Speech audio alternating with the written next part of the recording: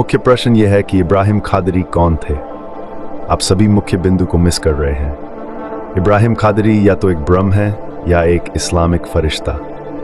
उपन्यास के अंत में एक मोड़ आता है जहां नजीब उनकी तस्वीर देखते हैं, जिससे ये प्रश्न उठता है कि क्या वो असली हैं या नहीं।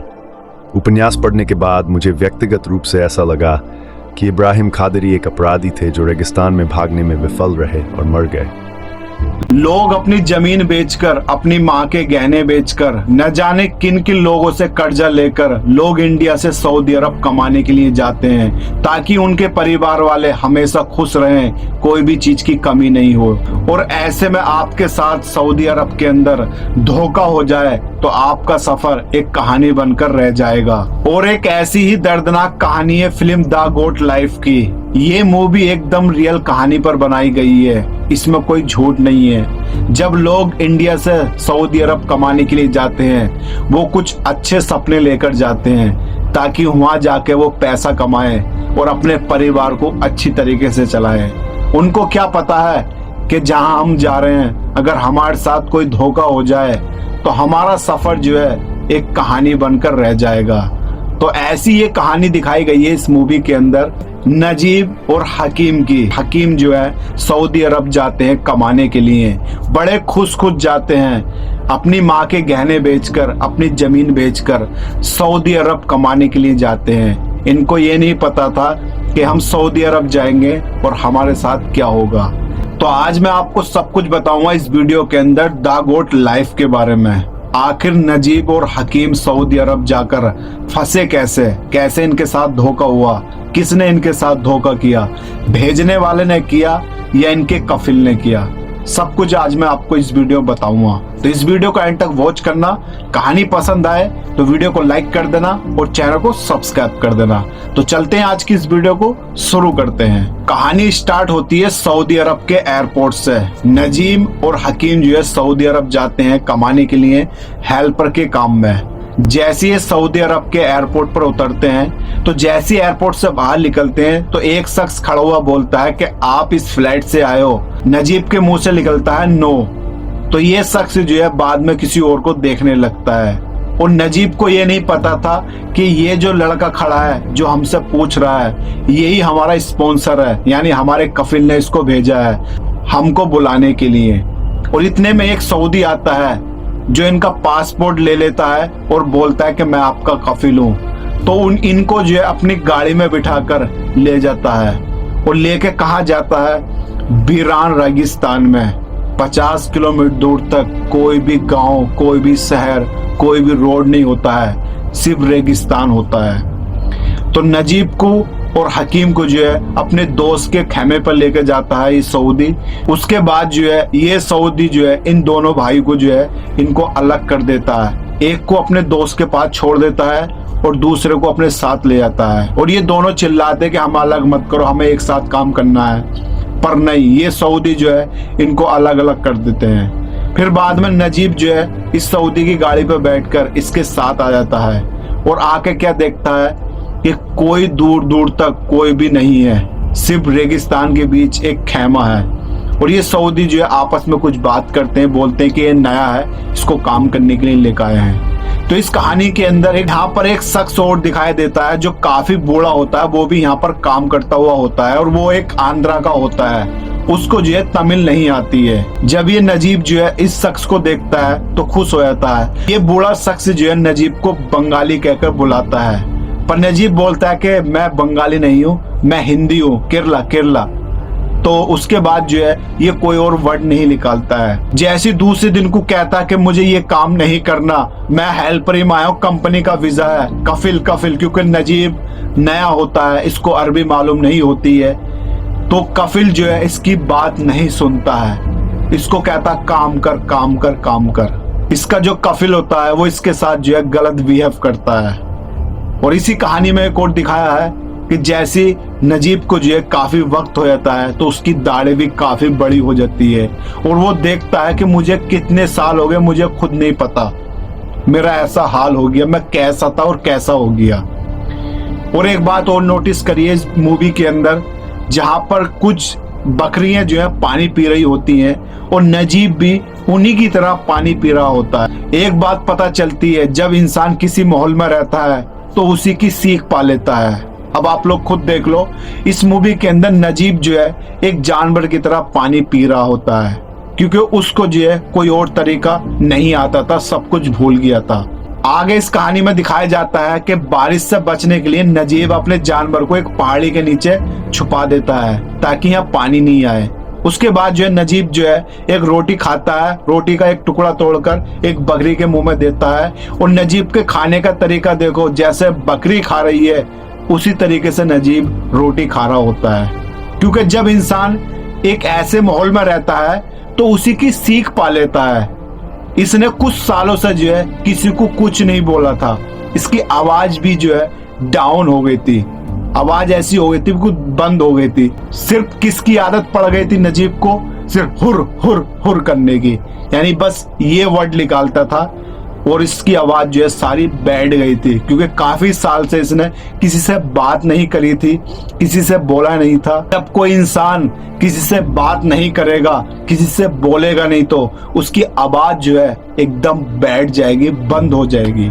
अगर आप किसी से बात कर रहे हो तो आपकी आवाज एकदम कड़क आएगी। और नजीब की आवाज ना बोलने की वजह से गला बैठ गया था, आवाज जो है गिलिच हो गई थी। सिर्फ क्या आवाज निकलती थी, जानवर को बुलाने के लिए, हुर हुर हुर। फिर उसके बाद जो है नजीब एक पहाड़ी के अंदर जाता है और देखता है, एक रोशनी देखता है, और वही एक रोशनी उम्मीद की किरण होती है। जैसे बाहर निकल कर देखता है, एक शख्स आ रहा होता है और उसको देख कर करता हुर हुर हुर, यानी उसको जो है इतनी भी समझ नहीं होती है कि उस समय ये पूछ लूं कौन है। जैसे ये जानवर को बुलाता है हुर हुर कर कर, ऐसे ही उस शख्स को बोल रहा था। जैसे ये देखता है तो ये तो उसका भाई होता है हकीम, जो सऊदी ने इनको अलग कर दिया था।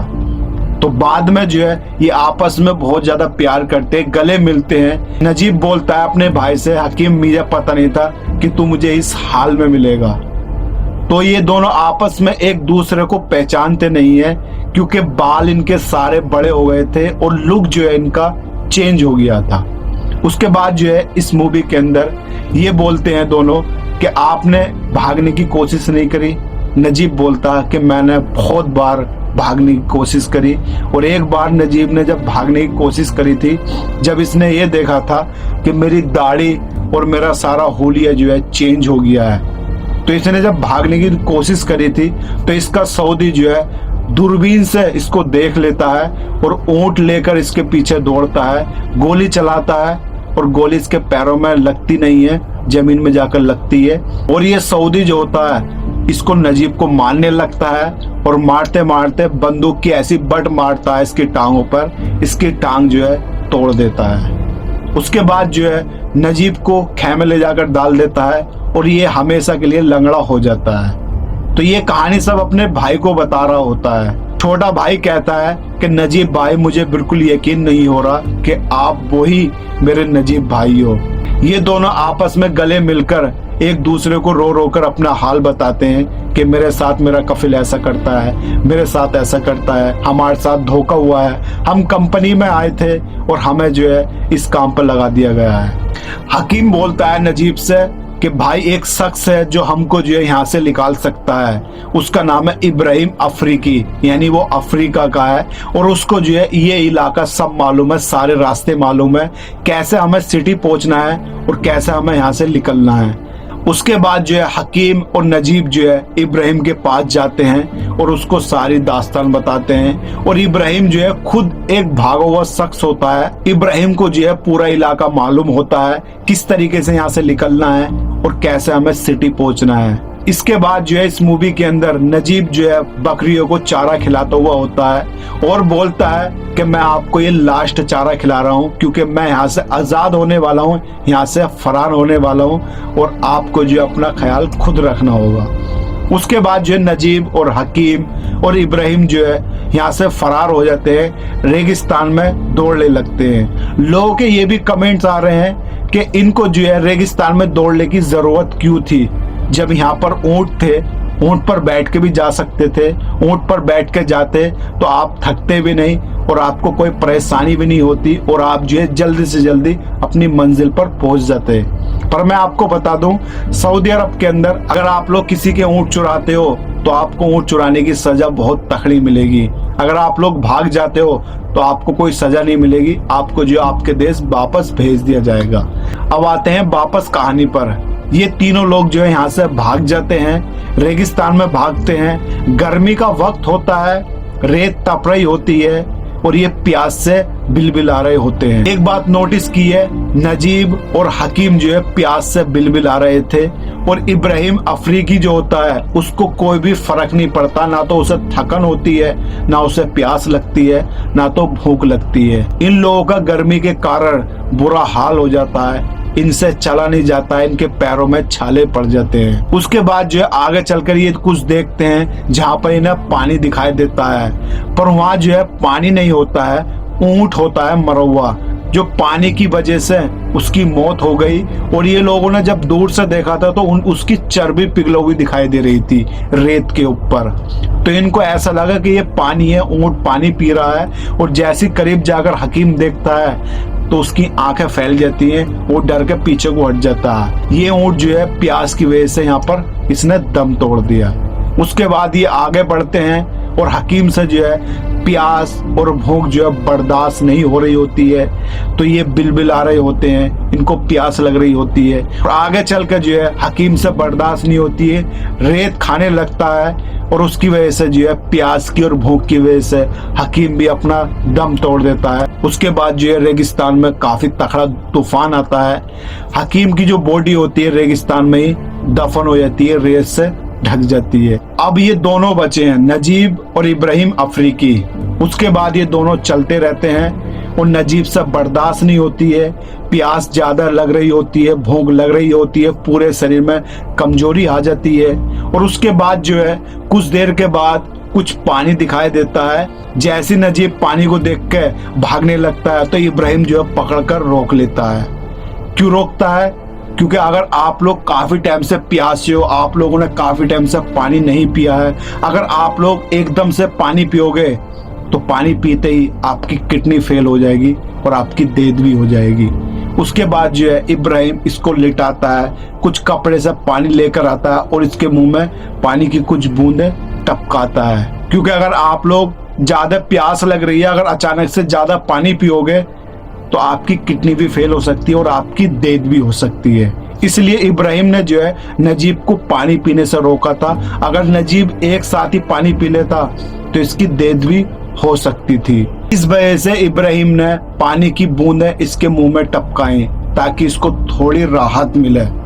अगर आप लोग एक साथ ही पानी पी लोगे जल्दी से, अगर आपने काफी वक्त से पानी नहीं पिया है, आपकी जो है किडनी भी फेल हो सकती है।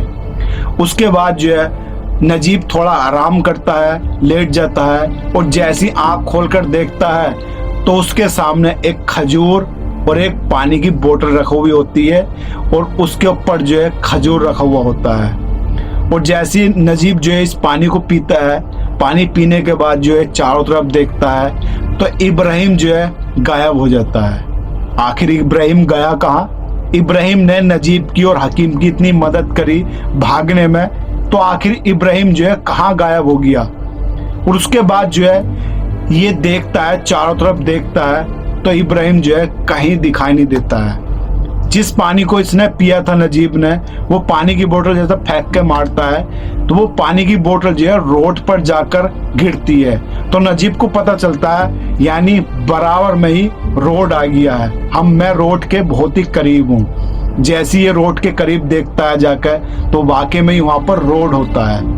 वहां पर ये रोड पर खड़ा हो जाता है, बहुत हाथ करता है पर कोई गाड़ी वाला रोकता नहीं है। फिर इतने में एक सऊदी आता है, वो अपनी रोल्स रॉयस कार लेकर आता है, इसको देखता है तो वो अपनी गाड़ी रोक लेता। पहले तो वो आगे जाता है फिर वापस बैक लेकर आता है। उतरता है वो सऊदी, इसको अपनी गाड़ी में बिठाता है, पर ये जो है उस शख्स को देखकर डर रहा होता है। नजीब जो है इस सऊदी को देखकर डर रहा होता है क्योंकि इसने भी ऐसे ही कपड़े पहन रखे होते हैं जो इसका कफिल होता है। सब सऊदी एक से नहीं होते हैं। ये सऊदी इतना बढ़िया था कि इसने जो है नजीब को अपने कार के अंदर बिठाया, इसको जो है लेके चलने लगा।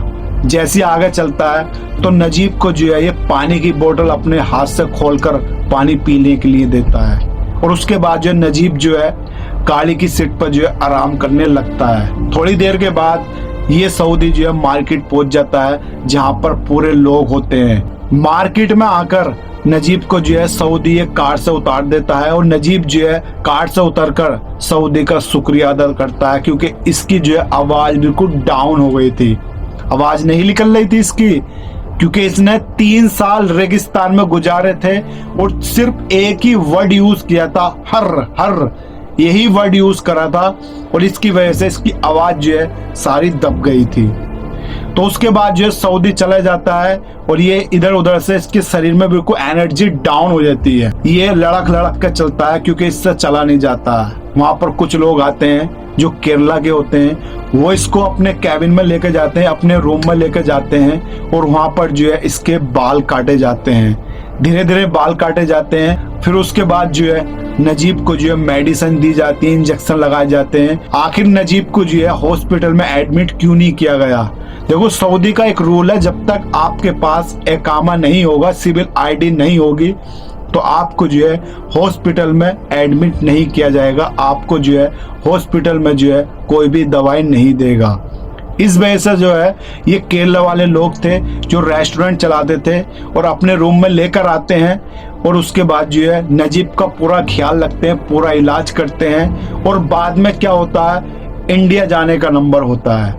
जैसे नजीब को जो है पुलिस स्टेशन में हाजिर किया जाता है, नजीब के फिंगर लिए जाते हैं और इसके साइन लिए जाते हैं, और एक कैबिन में जाकर सब लोगों को इकट्ठा किया जाता है। जिसका कफिल होगा वो आएगा, अगर इसको रखना है तो रखेगा, अगर इंडिया भेजना चाहता है तो भेज देगा। बारी बारी से वही होता है जिसका कफिल आता है, जिसके द्वारा जो काम कर रहा होता है उसको मारता है। और जब ये देखता है नजीब कि इसका कफिल भी आ गया, तो ये डरने लगता है। पहले तो ख्याल देखता है कि इसको कफिल जो है वो मार रहा होता है, पर ये डर जाता है। जैसी वो कफिल जो है इसके दौरों को आता है तो इसको पहचानता है, इससे एक बात बोलता है, मैं तेरा कफिल नहीं हूँ, मैं तो तुझे ऐसे ही लेकर गया था। और आज नजीब को हकीकत पता चली थी कि ये मेरा कफिल नहीं था, ये मेरा स्पॉन्सर नहीं था, और आज जो है इस वजह से मुझे छोड़ रहा है। क्योंकि नजीब के जो कफिल था उसने वो शख्स भेजा था, जब नजीब और हकीम जो है एयरपोर्ट से उतरे थे, जैसे लिख लेते बाहर, तो वहां एक शख्स बोलता है कि आप इस फ्लाइट से आए हो, तो नजीब बोलता नो, हो सकता था कि वही इसका स्पॉन्सर हो, उसके कफिल ने भेजा हो, क्योंकि गल्फ कंट्री के अंदर अगर कोई भी शख्स जाता है तो कफिल लोग जो है बहुत कम लेने के लिए जाते हैं, ज्यादातर किसी को भेजते हैं, या तो ड्राइवर को भेजेंगे या कोई अपने रिलेटेड भेजेंगे, और हो सकता था वही था। और इसलिए तो इस सऊदी ने इनका फायदा उठाया, वो इनको जो अपना कफिल बताकर इनको ले गया और ऐसा काम कराया। तो बाद में जो है नजीब बहुत ज्यादा पछताता, बहुत ज्यादा रोता है कि आज मैं किसकी दुआ से बच गया, नहीं तो ये कफिल अगर मेरा होता तो मुझे फिर से दोबारा ले जाता, फिर से मुझे वही नर्क वाली जिंदगी जीनी पड़ती। उसके बाद नजीब जो है नीचे बैठकर रोने लगता है। फिर आगे के सीन में क्या दिखाई देता है कि नजीब जो है इंडिया फ्लाइट में बैठने वाला होता है और पीछे की जिंदगी को देख रहा होता है कि मेरे साथ सऊदी अरब के अंदर क्या हुआ। उसके बाद नजीब जो है इंडिया वापस चले जाता है। दोनों भाई में से सिर्फ नजीब बचा था। भाई छोटा जो है रेगिस्तान में ही उसकी डेथ हो गई थी, और इब्राहिम जो था अचानक से गायब हो गया था। अब सिर्फ अकेला ही नजीब अपने देश वापस जा रहा होता है। तो ये कहानी बिल्कुल एकदम रियल कहानी दिखाई है, ये कोई झूठ कहानी नहीं है, ऐसा ही हुआ है, सेम ऐसे ही हुआ है। जब लोग अपने देश से कर्जा पानी कर दूसरे देश कमाने के लिए जाते हैं, अगर उनके साथ कोई धोखा हो जाए, उनके साथ कोई गलत हो जाए, तो उनका सफर जो है ना एक कहानी बन जाता है। तो ऐसे ही नजीब के साथ हुआ था, इसका जो सफर था वो एक कहानी बन गया। आज इतनी बड़ी मूवी बनी और आज लोग समझ रहे हैं कि विदेश में भी ऐसा होता है। बिल्कुल होता है, पर सब लोग ऐसे नहीं होते हैं। कोई कोई लोग होते हैं जो किसी का मजबूरी का फायदा उठा लेते हैं, जैसा नजीब और इब्राहिम के साथ हुआ था। आपको ये मूवी की कहानी सुनकर कैसा लगा कमेंट करके जरूर बताना। कहानी कैसी लगी, क्या इसमें आपको चेंजेस लगे, क्या आपको इसमें कौन सी बात गलत लगी, कमेंट करके जरूर बताना। वीडियो को ज्यादा से ज्यादा शेयर कर देना। वीडियो अच्छी लगे वीडियो को लाइक करना, चैनल को सब्सक्राइब करना। मिलते हैं ऐसी नई वीडियो के साथ, तब तक के लिए जय हिंद, वंदे मातरम।